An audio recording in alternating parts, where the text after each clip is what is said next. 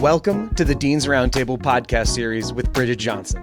Each month, we bring you game-changing conversations about K-12 education and leadership. Join us as top educators, field experts, and administrators share actionable strategies to transform your school community. Let's dive in. Welcome to the Dean's Roundtable podcast. I'm Bridget Johnson, the founder of the Dean's Roundtable, a space created for student life professionals to connect, learn, share, and grow together. Our guest joining us today is a new friend of the Roundtable, Andrew McMasters. Andrew is a Seattle-based entrepreneur, corporate trainer, arts leader, speaker, community builder, and professional actor. He's been active in arts, culture, and business in the Pacific Northwest since 1990 and routinely works with Fortune 500 companies and organizations to help them communicate, collaborate, and innovate. His background as an improviser means he makes jokes that are sometimes entertaining, hopefully not annoying, and either makes his wife laugh out loud or roll her eyes, which I love so much. Welcome, Andrew. Thank you so much for joining us today. It's such a pleasure to have you. Oh, it's great to be here. Thank you for having me on. And also, I'm always interested when you read the bio and I go, wow, really? All that stuff? I guess so. I don't know. It's always intimidating to me. And I love the fact about the jokes. So I just I gotta say that one more time. Awesome. So let's jump right in. Tell us a little bit about your journey. Yeah. I started out, I've been someone who was involved in theater and working in acting for many years of my life. And it's actually interesting. I got involved with it because I was very involved in science and technology. I was actually looking at biomedical engineering as one of my careers when I was in high school.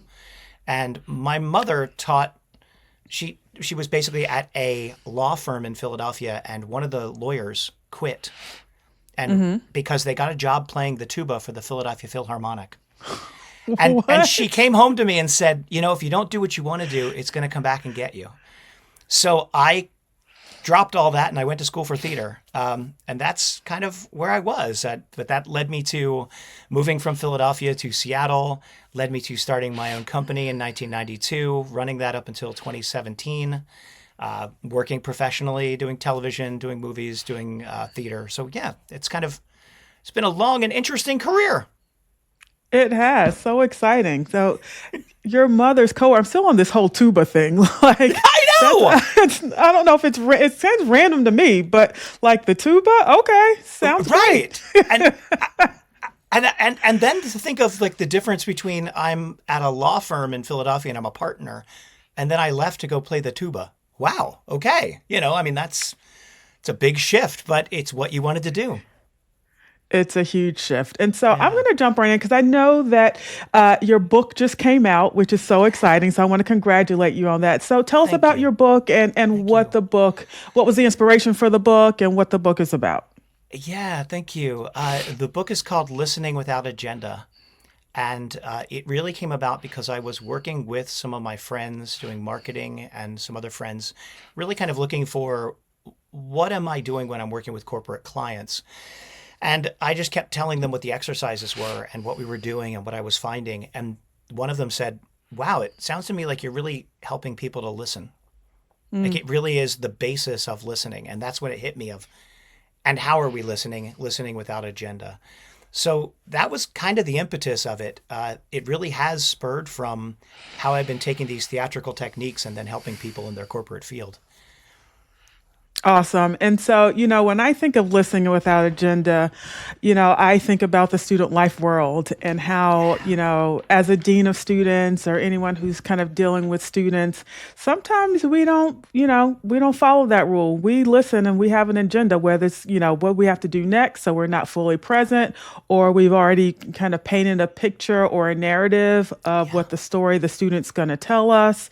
And we've already, come with our biases, and we're not listening. And I think it is so important that you have written a book about this because we all need to listen better. So talk a little bit about why it's so important to listen, and why is it so crucial in leadership? Well, especially that position that you're just saying there, we all enter into conversations thinking, "Oh, I've heard the first few words, so I know what's going to happen." And that's a standard mode of operation. I loved hearing from someone recently about the German language that the verb is at the end. So you have to listen to the end of the sentence in order to figure out what everything means, right? And that's the idea. Like, we have to let go of that judgment, let go of the agenda to find out what's actually there. We all listen from our own point of view, and there's no way for us not to listen from our own point of view. So it's that question of being aware of what that point of view is, and then introducing a few tools, some ideas, tricks, for lack of a better word, to help us to say, how do we stay present? How do we listen to what these pieces are? How can we disconnect that piece which sends us into the future and stay where we are? And that's the that's the difficult part. That is a difficult part. And so let's talk about presence a little bit, because, I mentioned like not being fully present, whether I'm thinking about things that I, have to do later or listening to respond. I think that's also a symptom of not being present. But talk about the role of presence in leadership communication and how you can cultivate it. Yeah, it really is that idea of, too, when we are listening, when we are here, are we actually being congruent with what that message is? I talk about it all the time when we're speaking, right?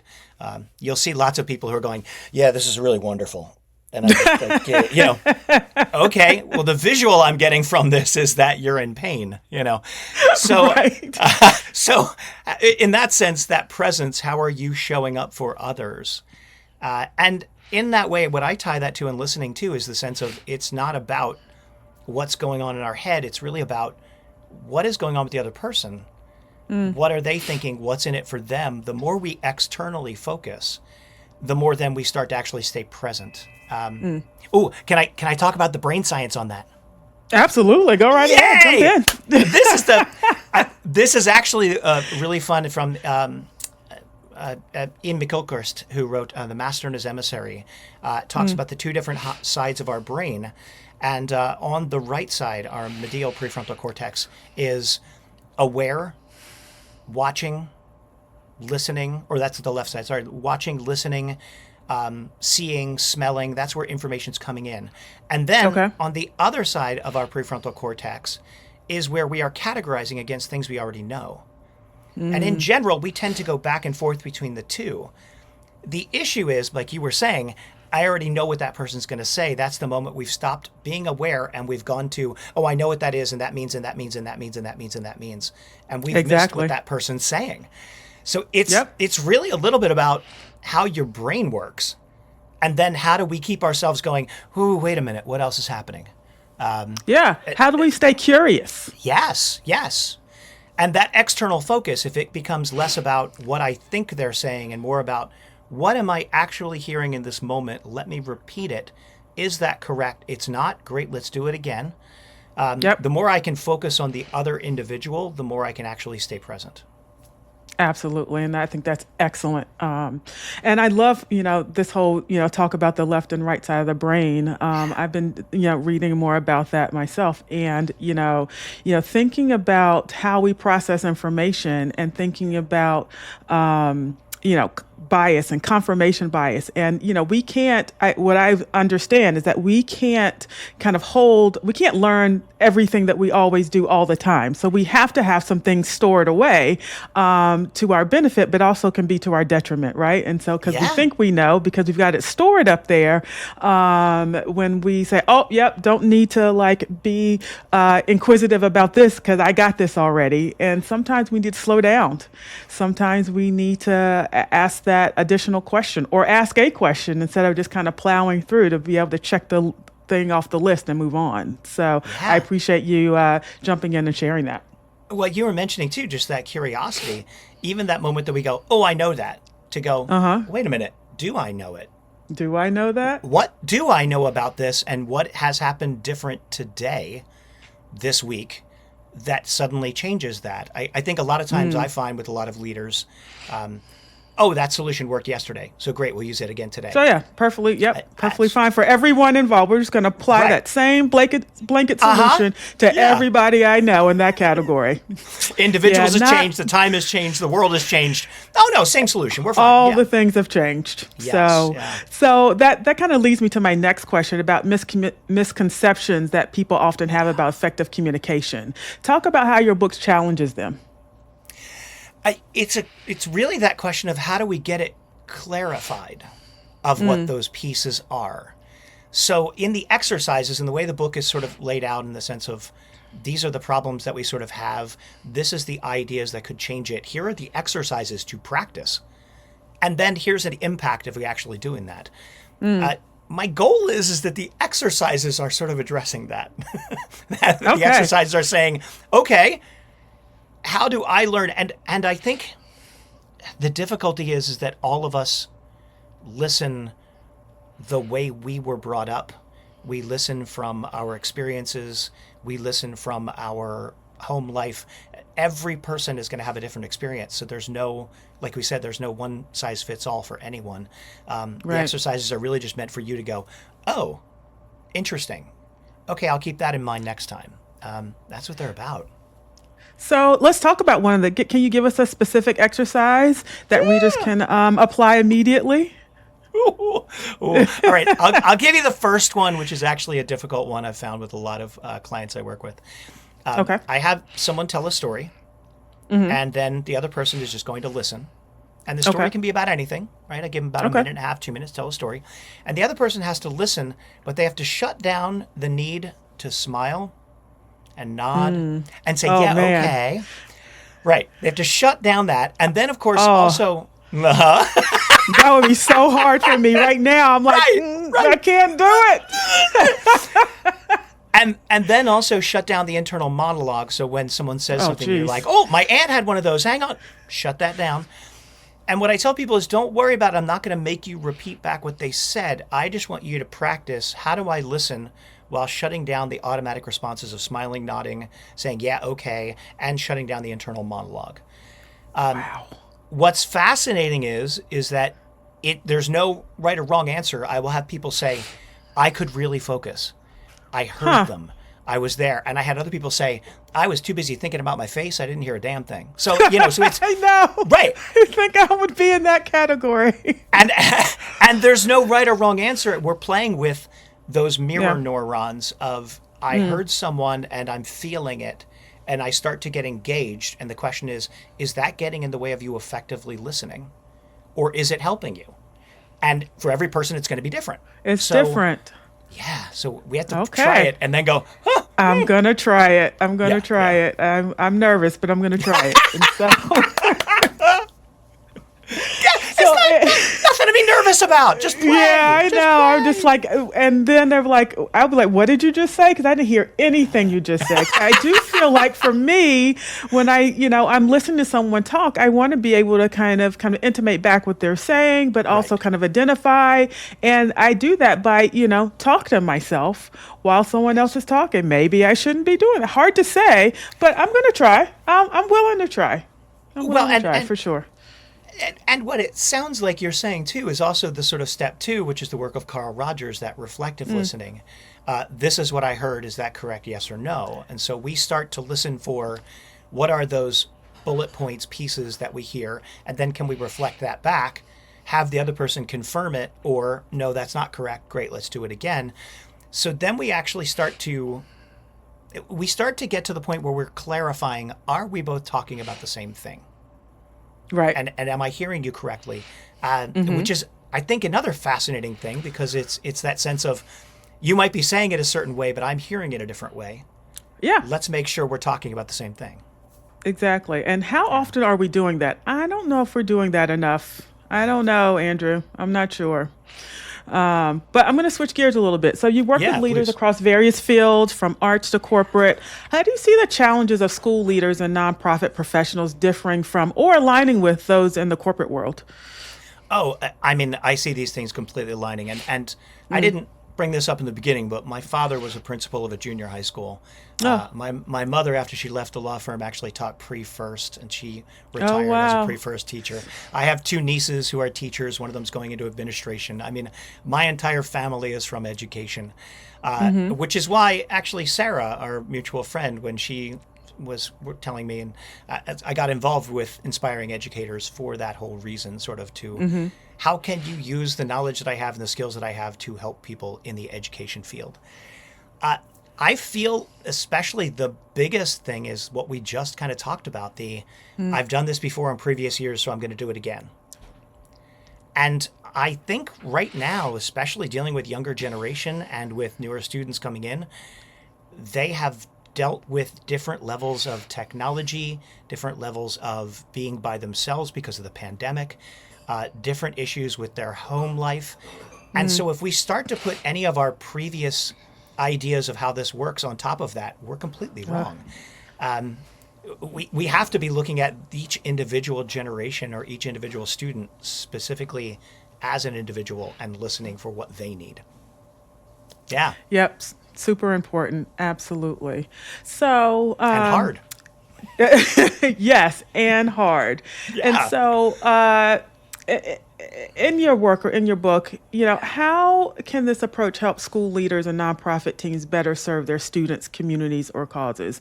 This listening without agenda, this being curious, I kind of know the answer, but I'd just like for you to say it anyway. Well, I'm going to go on to what I think the next step is on that, which I think is probably the most helpful one is then we start to have people listen for what might be below the surface. It's not just about the words spoken, but it's the, like I said, if someone's going, yeah, that sounds great. Let's go ahead and do this. There's something else going on. And so if we can start to listen for what is below that, what else is going on, and actually listen for what we think people value, people care about, I think that's where we start to get consensus. When you can say, Absolutely. It sounds to me like you really value this, and that's something I really care about as well. Let's try and figure out a way that we can work together on that. We have to get to the root cause. Sometimes people are too busy playing whack-a-mole on symptoms, things that happen, and so you're like, boom, that's out. Okay. And we haven't really gotten to what the base issue is, and that's where that effective listening comes in. Let's get to get down to the base issue, try and figure out how to solve that or address it in some way. That way these whack-a-mole things don't keep happening. Yep. And we always, the whack-a-mole thing, I think, is always top of mind, right? Like, what do I need to do now? Like, what tasks do I need to be kind of focused on? Let me check the thing off the list. As someone who is a list checker, I'm guilty of that as well, just wanting to be efficient and move on. But, what's suffering because of that? Yeah. Right. And so I think it's important to talk about that and pause and talk about that a little bit. So improvisation, you're an actor, right? That's by trade. And so I know it plays a significant role in your background. How can schools and nonprofit leaders apply the principles to improvisation to foster creativity, collaboration, and adaptability within their teams? Yeah, it's inherently in improv, it is baked into the actual activity. And I describe in the book too of when my actors would step out on stage, they don't know what they're going to do. There's no set, there's no script, there's no costume. They get a suggestion from the audience and then they create the play based off of that. So in order to do that, that takes a high level of listening, cooperation, collaboration. The main tool, which I think a lot of people have heard before, is yes and. Okay. When I'm working with schools or with corporate leaders, I tend to shy away from the word yes and because I feel like people say, I can't always say yes. I get it, right? You can't always say yes. However, there is a way to accept what someone has said because that's their reality and then build on it. So I tend to more about how do I accept what's happening and then how do I build on it. And that's really the main tool of improv that we kind of work on, the yes and, accepting and building, accepting and building. The big example that I tell people all the time is like COVID, right? None of us wanted to be in a pandemic, but we were. No. So what do? Well, you accept it. And then you figure out what we need to do now to work virtually or do something else and then be able to get back together. So we accept it and we build on it. If we don't accept it, then we run into lots of other problems. So it's about how do we accept the reality we're in? We don't have to like it.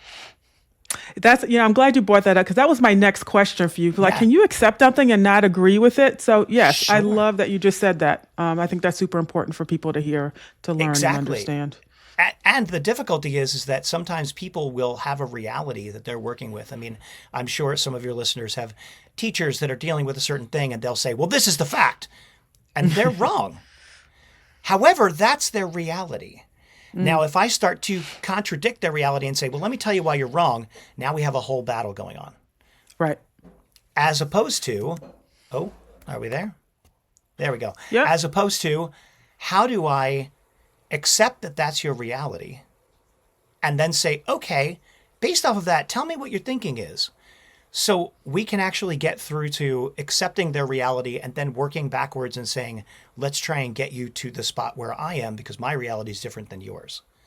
Ooh, so that's and that takes some work, and that takes taking the emotion out of it and feeling like you don't have to be right in the moment, that you're compromising in some way. That is not easy. No. I just want to say that directly. It's beneficial, but not easy. Yeah. And I think it goes back to a little bit of that presence that we talked about before. I mean, I give a couple of tools in the book of making sure your feet are flat on the ground, breathing, using your diaphragm, because then you're doing a parasympathetic reset so that you're actually disconnecting that amygdala fight or flight response from your prefrontal cortex. All of the things that we need to do in order to not go, so we are readjusting and going, fascinating. Okay. Tell me what's going on here. Like, I really want to know. Yeah. Yeah, taking that pause, that's something else I talk about quite often. It is so important to just take a beat. Like you don't have to rush into everything, guns blazing. Just take a minute. Sometimes things settle a little bit differently when you take a minute and don't come in so hot. So definitely some benefits to not kind of rushing in and taking that pause and being a little more curious. Yeah, and breathe. Breathing. Yes, breathing. I tell people all the time, I mean, it's funny because we're doing it virtually, that I'll say in that moment someone has challenged you on that virtual meeting or something has happened that made you, to take the moment and go, I'm sorry, your audio dropped up. Could you repeat that? Thanks. And then that's the moment you can go, okay,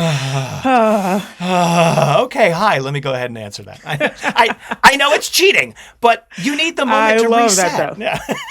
Sometimes we need some tips and tricks, right? Like we need some strategies and tools because, we don't practice that stuff enough and we don't talk about it enough. And so when you're in the moment, you're not sure what to do. Everyone, I feel like everyone has good intentions, right? They want to do the right thing, but, lots of things can get in the way of that for sure. Always. So you've been involved in community building for over 3 decades. What lessons have you learned about creating meaningful connections that school and nonprofit leaders could apply to their work? Yeah, especially as I'm dealing with now where currently Washington State has a program called Creative Districts. And so we have in our town, we've created a creative district. And I'm just south of Seattle, right near the airport in a small area called Burien. And we've got a designated area, and we're actually working with a bunch of artists, anything that is a creative industry. The difficulty we're finding actually working with some of the schools as well during that is they go, well, no one's going to champion that, so we're not going to do it. Oh, wow. And meanwhile, our difficulty is we're walking in saying, we have programs we can fund. We can provide it for free. We have resources that we could get you. We have things that we want to figure out how to work together with you. And yet we still have this reticence of, I don't want to do it, or I'm afraid it's going to end, or these things, or it's going to challenge what my day is. And so we're trying to work with a lot of the schools to say, hey, we're just here to be a resource. Again, getting back to that value of like, look, if we're all here to actually help the kids in some way, how can we help you to be able to accomplish that goal? How can we help you with this? But it's difficult. And I think that's the part of community building, just getting everybody back to the value. What are we here for? What are we doing? What are we here for? I mean, running a nonprofit for 25 years, just reminding people of the mission. This is what we do. And if that's what we do, then who's our most important constituency? I mean, for us, it was the audience. Who are we serving? We're serving our audience and our students. That's what we're doing. Everything else, we'll figure it out. But if we can all keep that direction in mind, Yep. then we're working in alignment, as opposed to, oh no, I'm trying to do this right, siloing and everything else that sort of happens, which you see at a lot of different. Yeah, I know. I was going to say that you see a lot in educational systems. So. Yep. So can you share with us an example of a nonprofit or a school leader who successfully transformed their organization's culture by adopting some of the principles or techniques that you teach? Oh yeah, I could tell you how it worked for me. Okay. And it's not me. It's at a time, and I actually have this in the book, our company was kind of struggling and we had very little money left. And at that point, I still had 5 full-time people, about 40 actors, 150-seat theater that we have to pay rent on every month. I mean, there are expenses running through this company, and we're a little under $1 million a year. And I think we had something like $30 in the bank. Oh. So it got down to that spot.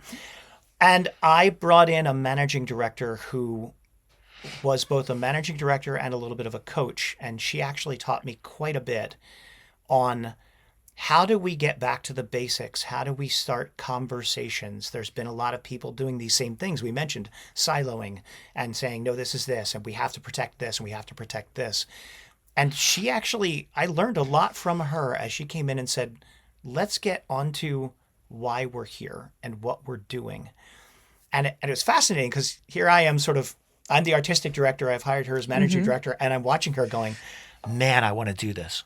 I want to learn what you're doing, because I watched her take such different personalities and people with just converging views and find ways to get everyone together and then working in a direction so that we could all move forward.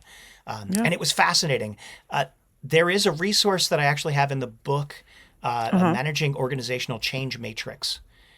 Okay. Which Mary Lippitt of Enterprise Management Limited, and it's actually, there's resources to it in my book as well, and she has a new book out called Leadership. And it's Leadership? Really Leadership. Sorry. Yeah. Okay, no, I wanted to make sure I heard that correctly. I was like yeah.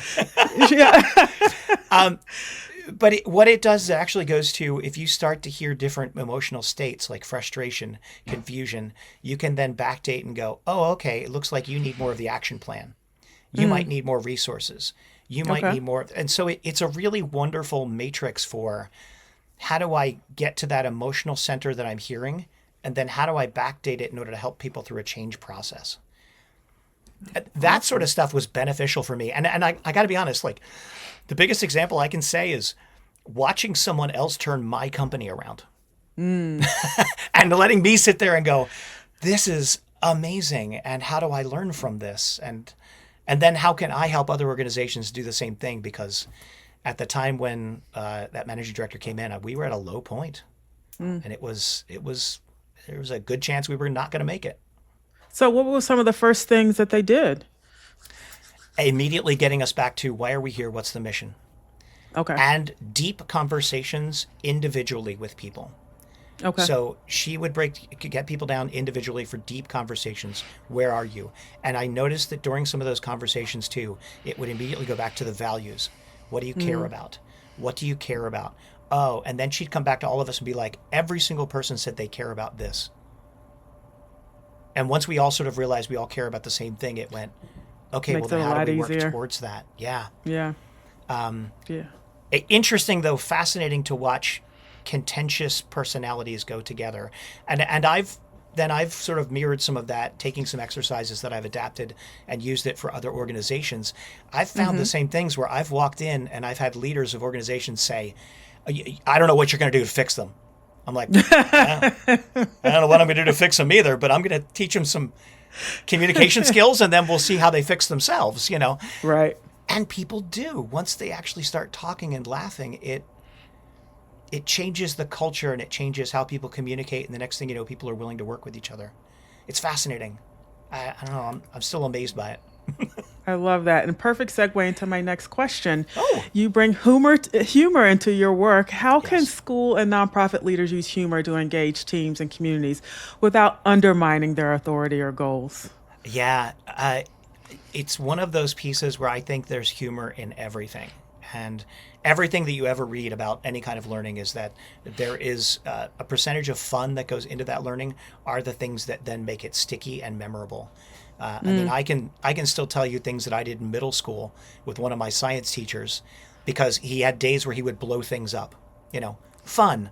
And so those fun, interactive, something that was funny, something that makes us laugh, has a different way for us to then start thinking about how we do things. So how do we incorporate humor? For me, it's everything is funny. Okay. Even when it's not. When it's not. Finding the ways to go, oh, wow, this is horrible. What are we going to do now? It's just a choice of how you look at it. And actually then going back to the brain, I mean, in the hypothalamus in your brain fires up in two different areas, in fear and excitement. We decide which one it is. Which one of those? Right? And my joke is all the time, that's why you pay $15 to go to a haunted house and someone chases you and it was fun. But then you're out in the street, someone chases you and it's not fun. So it's not fun. But it's the same portion of the brain that fires up. So the question is, how can we just take that moment where we're having that and be like, okay, wow, what are we going to do about this right now? That's going to be amazing. Let's find out. It's hard. It's hard. Yeah. It definitely is hard. And I'm definitely looking back on some of the things that, I had to work through as a dean of students. I wasn't laughing. Oh, no. But, at the end of it, and I also talk about kind of the debrief. And so maybe it's not particularly in the one really hard moment, but certainly kind of once you've got a moment to reflect and kind of the dust to settle a little bit, I certainly think there is some opportunity for humor there for sure. Yeah. Absolutely. Absolutely. What are we taking away from this that we can change? What are we taking away from this that was, what seemed ridiculous at the moment, or what seems ridiculous now that was really serious now, at the moment? Exactly. Let's find out. And let's talk about it. Let's talk about it for sure. So, Andrew, Listening Without Agenda, I'm so excited to be able to read your book. I haven't had that yet because it's just out, folks. It's newly out. And so just sent it to me. Yay! And so we'll have a link to where folks can get that at the end of the session today. But what would you, if there were three things you wanted people to take away from our time today, what would that be? I think one of the biggest things is that it's that one idea, we've kind of talked about it, and that's wonderful. It's a theoretical piece. It really is about the practice. It is about, how do I try this? And so that's kind of the goal in the book, too, as I said, with the exercises. I want people to actually go into work the next day and go, oh, how do I listen for what strengths and values I'm hearing from this person? Wow, okay, this sounds to me like that's important to you. Am I hearing that correctly? And see what happens.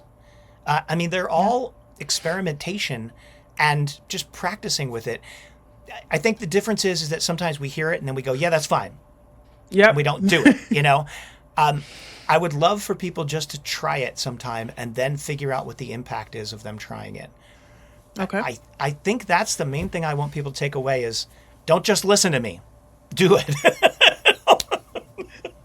Just do it, huh? Just do it. I've read so many books in my life of, oh, what a great workout program. Yeah, I'm never going to do that. It's so this is one where hopefully there are small little things in there where you can just build the habit. And the next thing you know, it becomes second nature and then it just happens. Practice makes permanent, right? Yes. You got to practice. You got to exercise that muscle. That's important. If we don't, you talk about it, but we never actually do it.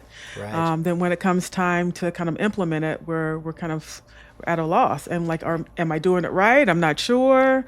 All the questions. But, if you practice and then you have some moments when it's maybe lesser, lower stakes that you can say, I wish I would have done it differently, or come back. Let me revisit this. Yeah. It doesn't feel like you can do that when stakes are higher. And so practicing this on a more regular basis, I think, only benefits everyone involved, right? Yeah. There's an improviser I worked with who, Joe Bill out of Chicago. One of his rules was, how do I do it? Just do it. Am I doing it right? Yes. And and the reason for that was more of the, let's find out. Right. Oh, let's make a mistake find out. and find out. Great. What did I learn? Wonderful. Now I'll know that next time we do this. As opposed to the getting stuck somewhere of not making a choice and not actually doing something. And so we don't move forward. We don't move forward. And I was going to end this, but now you've sparked another conversation because, we've got leaders who don't feel like they have a second chance, like they have to do everything right the first time. And so this whole just do it thing, I'm like, I don't know about that, because what if I mess up? What if people don't see me as the leader that I think I'm supposed to be? And then that just, in my opinion, stunts our growth. You can't grow if you're not willing to kind of put yourself out there, make a mistake, own the mistake, and do better next time. Some people don't want to just do it. It's scary for them. What do you say to those people? I get it. And also, what do I say is we have to make mistakes to learn. That's how we've grown. I mean, you don't just stand up and start walking, right? We fall, and then we figure out how that worked, and then we're adjusting our weight, and then we move from there. That not making a choice is a choice. That is true. So I've had a lot of leaders before in storytelling programs that will tell stories about the brilliant things they've done. And it's always lovely to stop them and go, that's great. I need you to tell a story about a time you failed. Because then that lets the people below you understand, oh, that person's failed, and yet they're in the position they're in. Right. So wait a minute. I could try something and possibly fail, and it's okay. I'm not going to die. And I think that's really kind of the key thing is, yes, there are things we want to be careful not to fail about. However, we have to let go of that fear of failure sometimes so that we can actually take actions and move forward. Just do it. Just do it. I think I'm going to end there. Andrew, thank you so much for your time today. I really appreciate it. It's been wonderful getting to know you. So excited about your book, and I look forward to our continued conversation. But in the meantime, thank you so much. Well, thank you. Thank you for having me on. I appreciate it. Absolutely. We'll see you next time on the Dean's Roundtable. Thank you for joining us for this episode of the Dean's Roundtable podcast series. For those of you leading the charge in student life, if you're ready to rediscover what made you fall in love with this work in the first place, join us at the Dean's Roundtable Annual Conference. During these 4 transformative days, you'll connect with fellow deans, share game-changing ideas, and walk away with practical strategies you can use right now. Head to deansroundtable.org to learn more, and if you enjoyed today's conversation, be sure to subscribe wherever you listen to podcasts.